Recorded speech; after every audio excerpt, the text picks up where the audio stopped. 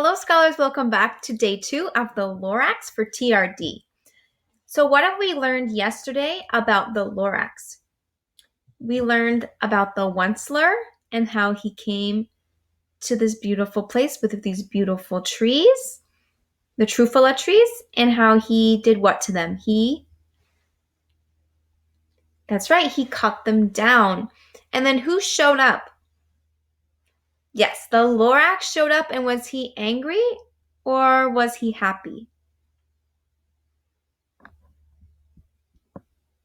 That's right. He was angry that the Onceler was cutting down the trees.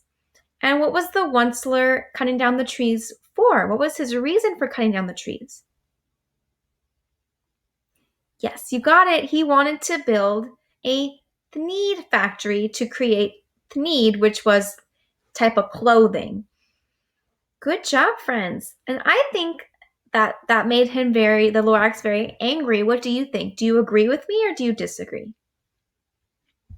Thank you for sharing, friends. So we're going to continue. Here's a picture of our story where they're continuing to chop down the trees and building the thneed factory.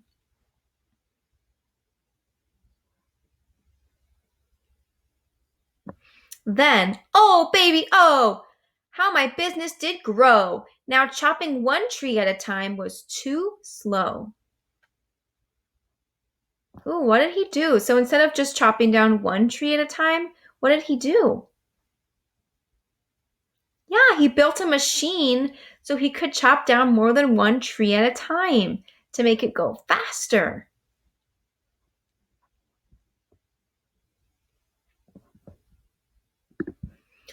So I quickly invented my super axe hacker, which whacked off 4 Trufala trees at one smacker. We were making needs 4 times as fast as before, and that Lorax, he didn't show up anymore.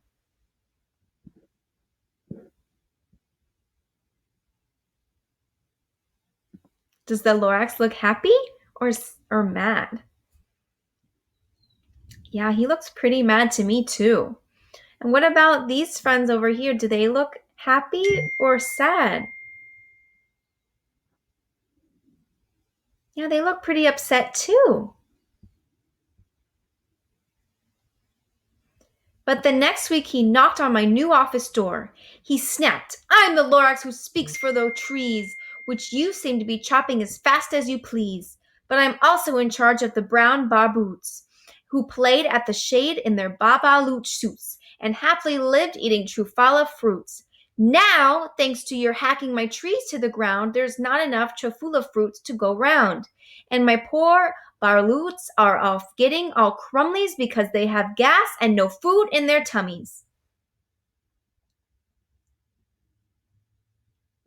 They loved living here, but I can't let them stay. They'll have to find food, and I hope that they may. Good luck, boys," he cried, and sent them away. So now the bears don't have anything to eat because the trees are getting chopped down. I, though once there, felt sad as I watched them all go. But business is business, and business must grow, regardless of crummies and tummies, you know?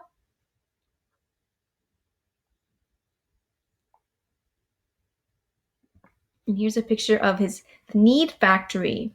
Look at how much bigger it's gotten and how much they're doing. That's a lot.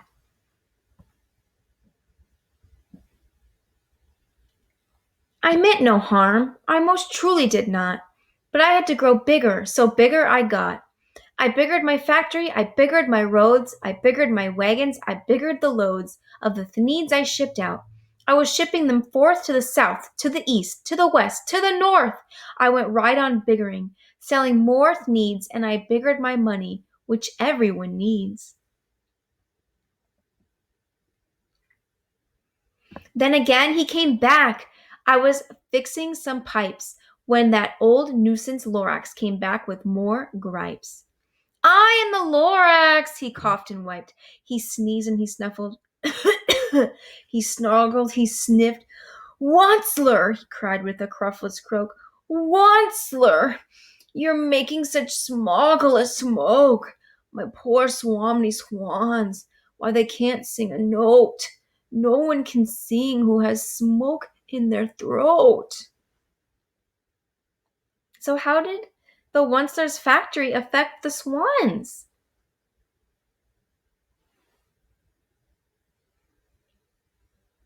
Yes, the factory put smog in the air that prevented the swans from being able to sing. And the swans then had to leave to escape the smog from hurting their throats. See, now they have to leave. Isn't that so sad? And so, said the Lorax, please pardon my cough. They cannot live here, so I'm sending them off.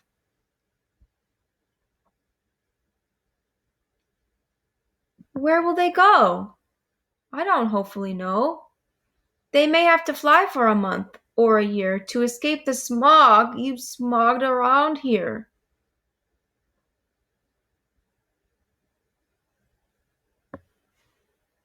What's more, snuck the Lorax, his dagger was up, let me say a few words about gluppity glup. Your machinery clugs on day and night without stop, making glubbity glup. Also, schmoppity schmop.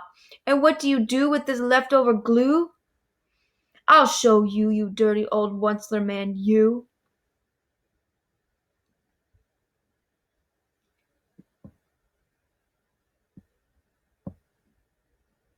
Oh no, where is that old goo going? Yeah, it's going into the pond where the fish live.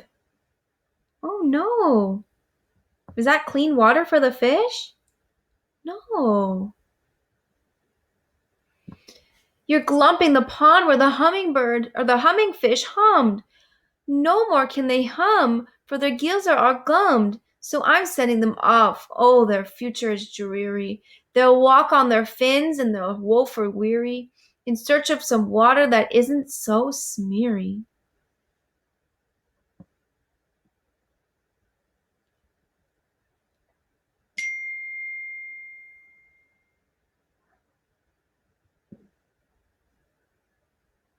And then I got mad.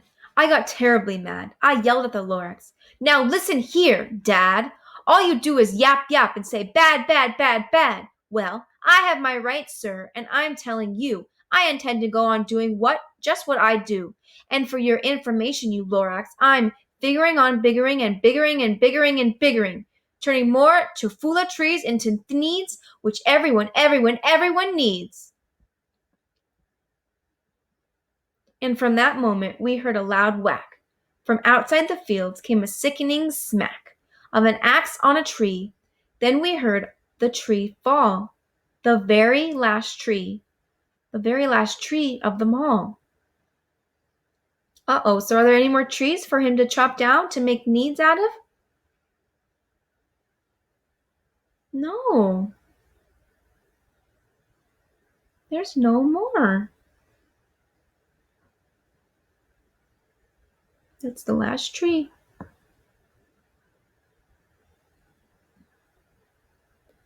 No more trees, no more needs, no more work to be done. So in no time, my uncles and aunts, everyone, all waved me goodbye. They jumped into my cars and drove away under the smoke smothering stars. Now all that was left was neath and bad smelling sky. Was my big empty factory, the Lorax and I.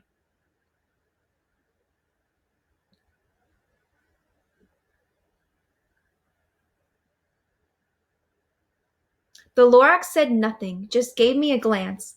Just gave me a very sad, backward glance, as he lifted himself by the seat of his pants, and I'll never forget that grim look on his face, when he hesitated himself and took leave of his place, through a hole in the smog without leaving a trace.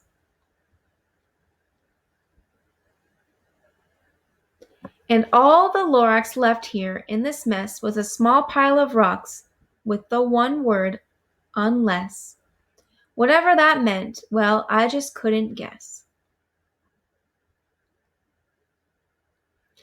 That was long, long ago.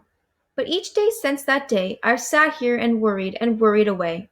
Through the years, while my buildings have fallen apart, I worried about it with all of my heart. But now, says the oncelet, now that you're here, the word of the Lorax seems perfectly clear. Unless someone like you cares a whole awful lot, nothing is going to get better. It's not.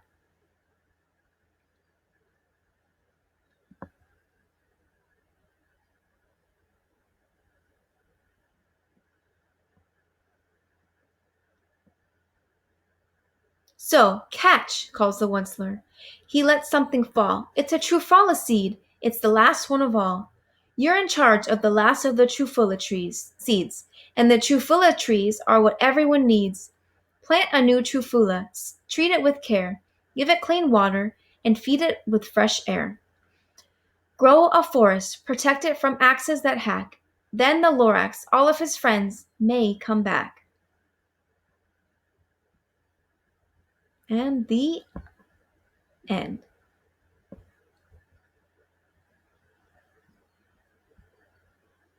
So, our problem, right? Our problem that was that the onceler did not care about the environment. And as a result, the environment suffered. It was hurt. The animals suffered. They had to leave. The trufala trees died, and smog covered the sky.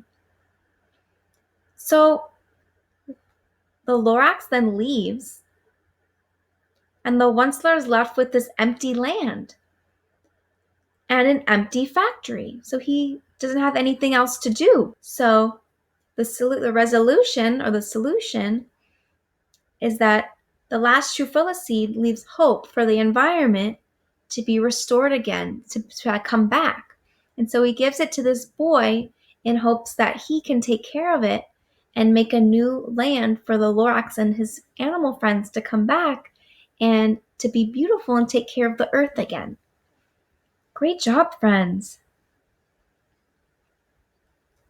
Great job. So we have our characters, the boy, the onceler, and the Lorax.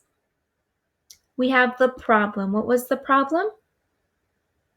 The onceler came and was chopping down all the trees for his needs, and he was building a factory in order to make all of his needs.